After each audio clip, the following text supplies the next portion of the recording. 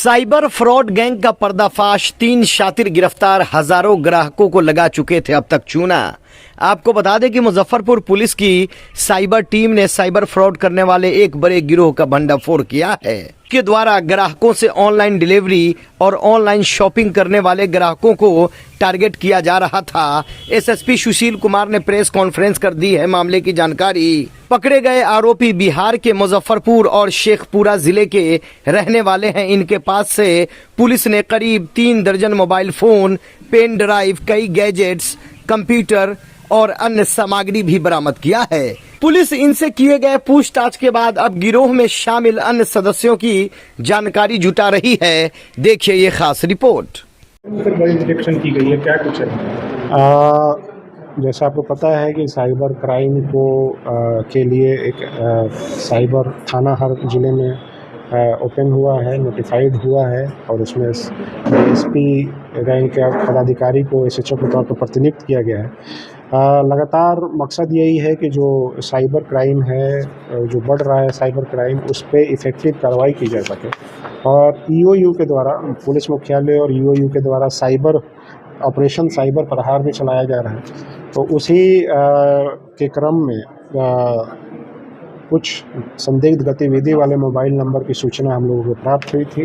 उसके आधार पे मेरे द्वारा साइबर डीएसपी हिमांशु के नेतृत्व में एक टीम बनाई गई उसके सत्यापन के लिए, जिसमें पुलिस निरीक्षक देवेंद्र कुमार, कांस्टेबल दिवेश कुमार, कांस्टेबल नीतीश कुमार और कांस्टेबल अतुल कुमार को सम्मिलित किया गया और जो नंबर थे उनके लोकेशंस पे, उनके मालिकों पे, संभावित लोकेशंस पे रेड किया गया, जिसमें से 2 लोगों की गिरफ्तारी हुई और उसके पूछताछ के आधार पे, वहाँ बरामदगी के आधार पे पटना से एक तीसरे व्यक्ति की गिरफ्तारी हुई, रोहित कुमार।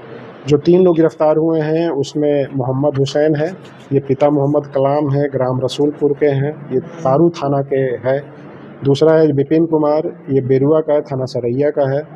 और एक रोहित कुमार जो कासिम बिगहा, थाना अरियरी, शेखपुरा जिला का है। इनके द्वारा जो है जो भी कोई भी व्यक्ति जो कस्टमर है जो ई-कॉमर्स साइट पे, शॉपिंग साइट पे कुछ भी ऑर्डर करते हैं और उनको डिलीवरी में या कोई इश्यूज आता है, तो जब वो ऑनलाइन सर्च करते थे तो ये जो साइबर क्रिमिनल्स है फेक ऐड, गूगल ऐड डालते थे, जिसमें इनके द्वारा जो कस्टमर्स होते हैं ई-कॉमर्स के, उनको रिझाया जाता है। वो वहाँ पे उनके फेक वेबसाइट पे जा कर के अपनी सारी डिटेल डालते हैं कि क्या ख़रीदा था और क्या क्या उनका मोबाइल नंबर है। इसको ये लोग कैप्चर कर लेते थे डेटा को। उसके बाद ये साइबर क्रिमिनल्स उन कस्टमर्स को कॉल करते हैं, कॉल करके और उनको बताया जाता है कि आपका कैंसिल हो जाएगा ऑर्डर, या ये इशू है, इसमें आप इतना पैसा दीजिए।